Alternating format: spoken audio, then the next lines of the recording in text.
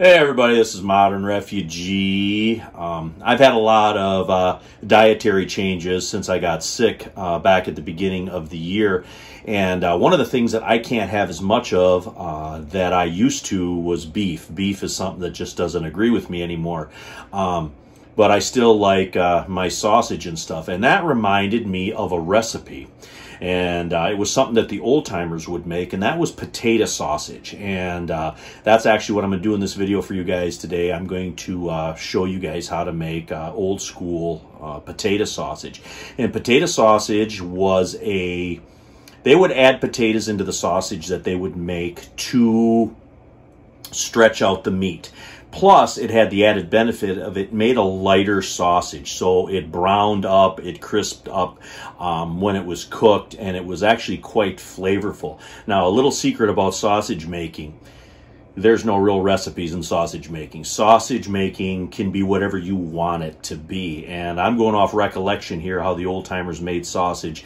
And sausage could go from a garlic to more of an herb where there was like marjoram and sage and stuff in it, which is sort of what I'm going to do for this sausage here. And even things like cinnamon and ground allspice, what you would think of as like a pumpkin pie spice, was actually put into certain sausages. So it's a lot of sausage making is trial and error. But I'm going to do an old school potato sausage for you guys here today. And what I got here is I've got about 4.5 to 5 pounds of end cut pork chops, because I wanted the fat in it. And another thing, when you make your own sausage, you can dictate what you put into it, and you can dictate how much fat that's in it. So I use these fatty end-cut pork chops, and I won't add any extra fat in it. That's going to be the fat that I need. And I did put in about 1.5 pounds of beef in this to sort of cut the beef so I can eat and enjoy this as well. And another thing that was put in a lot of sausages that I remember growing up too was veal. They would substitute veal for beef, and you could certainly do that too if you got a deal on veal at some point in time, which I have actually done. If I have found some on sale, I've actually ground sausage with veal in it.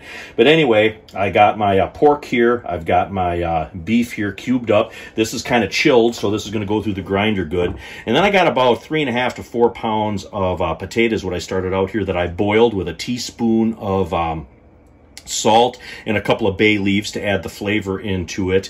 And I'm actually I actually let these sit for a little bit so these are cooled down. And I got about 3/4 cup of just regular yellow onion cut up that we're going to grind in. We're going to alternate grinding the meat along with the potatoes and along with the onions in this to make the first grind. I'm going to grind everything once, and then I'm going to add my seasonings into it, and then we're going to grind it again so we can add it into the casings in a little bit.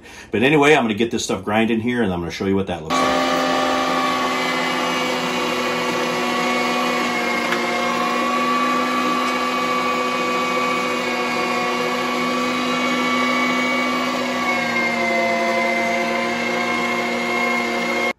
All right, guys, I got my meat, my pork and my beef, the potatoes and the onions ground up. Smells amazing.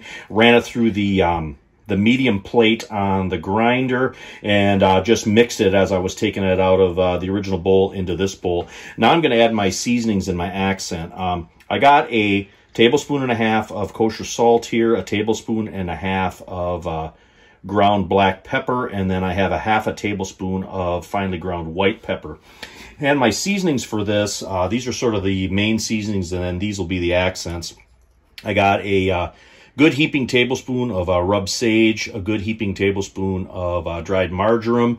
I got a teaspoon of garlic powder, and then I have about 1/2 teaspoon of freshly grated nutmeg. Now, nutmeg is something that does go in sausage from time to time, but you have to watch it. It is very, very powerful. You don't want to overpower the other ingredients, so you always want to do a smaller amount of the ground nutmeg. Now, what I'm going to do is I'm going to mix all these seasonings together, and then I'm going to spread that on the meat, stir it in a little bit, and then we're going to run it through a grinder the second time. All right, guys, I ran this through the grinder the second time. Now, running it through the grinder a second time is more difficult than the first time, but I think it's really necessary to get a really uniform flavor in your sausage.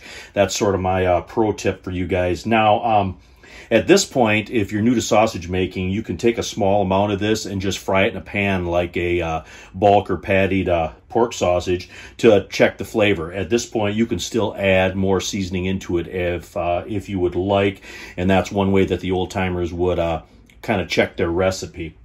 But I'm pretty confident what I got here is going to be good, so I'm not going to bother doing that this time. I'm going to take a little plastic wrap. I'm going to put over top of this. I'm going to put this in the refrigerator for at least a couple of hours to let those flavors combine and mingle. And that's another thing with sausage making. I don't like casing it right away. I like waiting a little bit to let those flavors sort of get together. And when I got my casings soaked after this set for a couple of hours, then we're going to go ahead and we're going to throw this in some casings for you guys.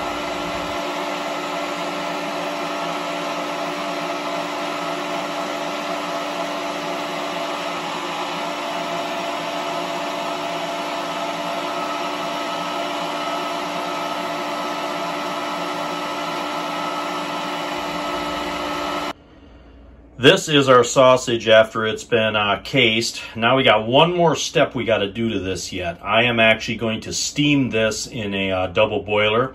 So it's basically going to be like a pre-cooked sausage, similar to what like a pre-cooked bratwurst would be. This sausage was cased in hog casings, which is about the size of brats or kielbasa, for those that don't know. Anyway, I'm going to get my double boiler going here, and then we're going to steam these guys. All right, I got my double boiler going here. I've got one already done. This is what it looks like. I just coil it up in the bottom of the double boiler, and then I set it in. And I let this boil at a good rolling boil for about 20 minutes, so it's good and done. And this is the one here that I just took out. You can see what it looks like. I said it looks like a little closer here. Basically looks like a pre-cooked brat, and that's what I want it to look like. And when these are completely cooled, then I'm going to vacuum seal them up, put them in the freezer. When they're pre-cooked, they're just easier to work with. You can just take them out, throw them in the cast iron, and brown them up. Anyway, we're going to double boil the rest of them here, and then I'll come back and give you guys a wrap up.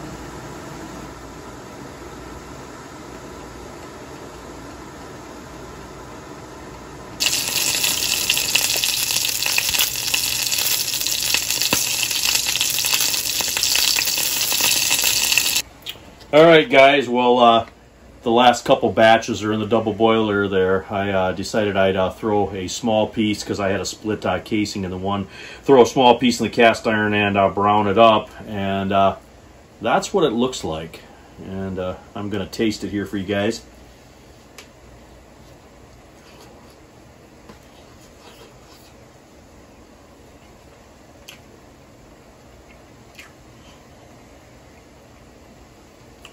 It's real, it's got a real light texture, and that's typical of potato sausage.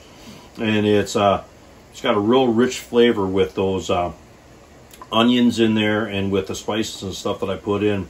Brown this up, have this with a little homemade mustard. Boy, oh boy, that's good stuff right there. Anyway, so good, I'm gonna have another piece.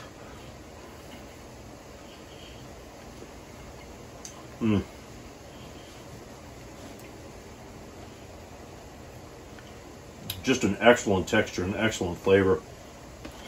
Anyway, I hope you guys enjoyed this video here, just showing you guys how to make another kind of sausage, just a different kind of sausage that you don't see much anymore. And I'll add a link in the description for my other sausage making videos if you guys haven't seen those. But hope you guys try making sausage sometime. It's just a great thing to do. It's fun, and you know what the ingredients are if you make the stuff yourself. Anyway, this is Modern Refugee. Appreciate all my subscribers out there. Hope you guys got a little information and a little entertainment out of this video as always, and you guys have a good one.